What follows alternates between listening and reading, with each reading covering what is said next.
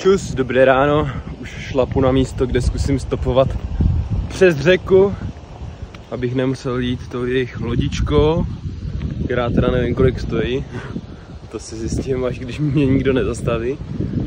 A no uvidím,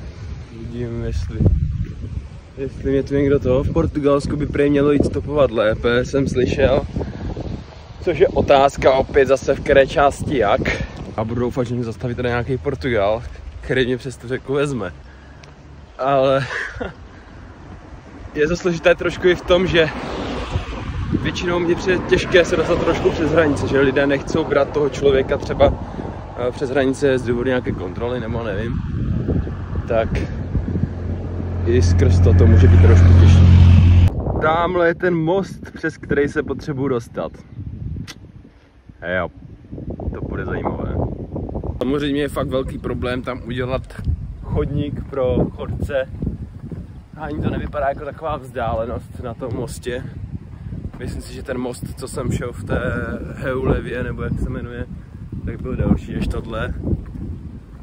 A nevím, takový problém je tady mít něco pro chodce.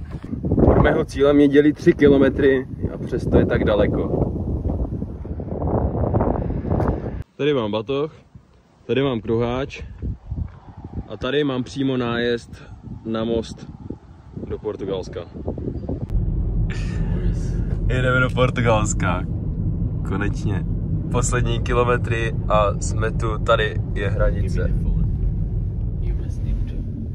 Dobrý. Já nevím teď co říct, ale dobrý, překračujeme hranici, právě tady je co dole. Jsme tu! Let's go. Hoši, já mám mega radost. Asi po 10 nebo 15 minutách čekání mě zastavil Portugal. Jmenuje se Huberto a vzal mě do Tarify. To město já vám možná řeknu potom přesněji. Teď si jdu prohlédnout historickou část a případně pláž. S Borcem jsme pokecali o stoicismu a taky jsme rozebírali náboženství a všelijaké seberozvojové věci, takže to bylo velice zajímavé. A nabídnul mi, že mě dneska ubytuje. To znamená, že budu mít střechu nad hlavou, že nebudu spát pod hvězdama dneska, což já svým rád pod hvězdama, ale jednou za čas se velice hodí právě tady tohle.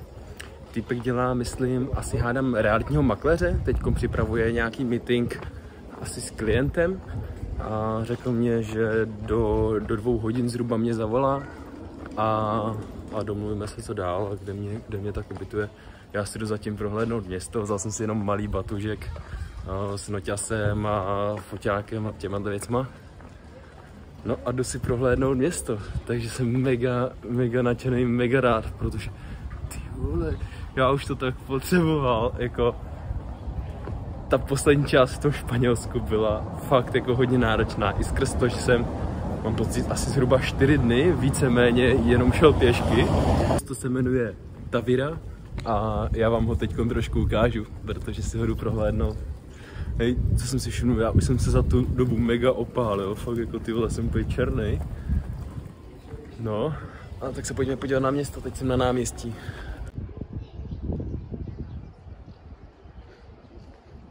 Jestli je to náměstí, ale vypadá to docela jako náměstí. Portugalsko je dosažené, čili je tím splněný cíl mojí cesty, nebo cílem byla jako hlavně asi cesta, ale jsem ve státě, kde jsem chtěl být, takže super. Teď jsem tady v nějaké řeky, mostu. No, pojďme si to všechno prohlédnout. Já vám ještě budu ukazovat a nahrávat nějaké videa tady z toho Portugalska právě. A uvidíme třeba na plánu nějakou další cestu potom do budoucna. Ještě nechci nic říkat, nevím přesně jakou nebo jestli, ale myslím si, že to není poslední cesta.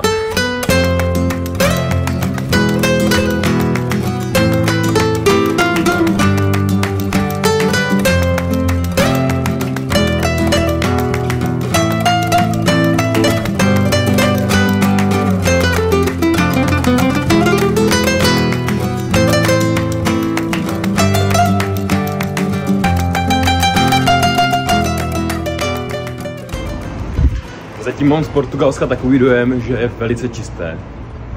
Alespoň s porovnáním se Španělskem, tak určitě. Přijde mi, že tady vyrábějí sůl. Vidíte to, co já? Nikde žádné odpadky a to nejsme v centru města. Přitom jsme od hranice se Španělskem třeba 50 km. Jo, hoši, začíná na mě docela doléhat únava posledních dní. Když jsem šel pěšky, ty vole, desítky a desítky kilometrů, tak to na mě teď doléhá a nejradši bych celý den spal. Večer se probudil a šel si projít město. Jestli to bude možné, tak to taky udělám. No. Ale město se mně moc líbí. Fakt opravdu čisté. Žádný prostě jak v tom Španělsku před hodinou v podstatě, kde jsem ještě byl. Prostě super, no. Lidi asi ty koše docela používají. Zatímco jsem byl i tady v jednom obchodě, tak mi to přijde o poznání levnější než to Španělsko. Takže opět se naskytuje nějaké to porovnání těch dvou států, což je super. Já bych to dost připodobnil Česku. Možná je to ještě v některých věcech je to pořád dražší než Česko, to Portugalsko. A třeba mně přijde, že sýry nebo šunka a tyto věci jsou všude extrémně drahé a v Česku je máme oproti tomu fakt jako levné. Dám vám teď trošku představu o cenách, jo?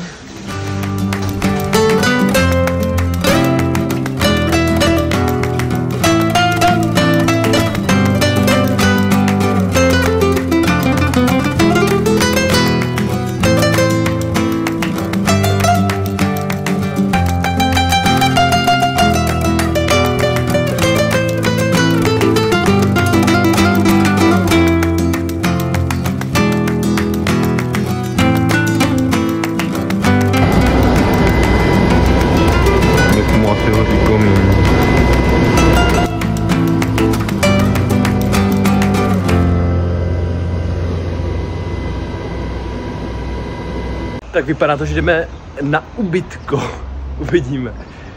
Uvidíme, jak to bude pokračovat a jak se to bude vyvíjet. Nemám ani tušení. Takže se nechte překvapit a hoďte odběr a zvoneček.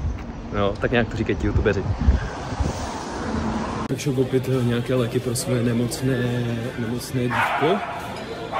Takže během toho, co on kupuje léky, tak já jsem se tu šel projít po obchodě. A za chvilku pokračujeme dál v cestě. V pohodě jsem se s ním setkal, takže žádný poděl. A vypadá to moc zajímavě, protože týpek dělá v nemovitostech, což je něco, o co se tak jako zajímám ze zájmu. Vždycky se hodí o tomhle vědět něco, protože každý časem chce kupovat nějakou nemovitost nebo si něco pronajmout třeba. Takže je fajn se v tom vzdělávat. A jo, dělá něco jako flipování nemovitostí, zároveň něco jako makléře, asi jsem pochopil. Takže pro mě docela zajímavý člověk.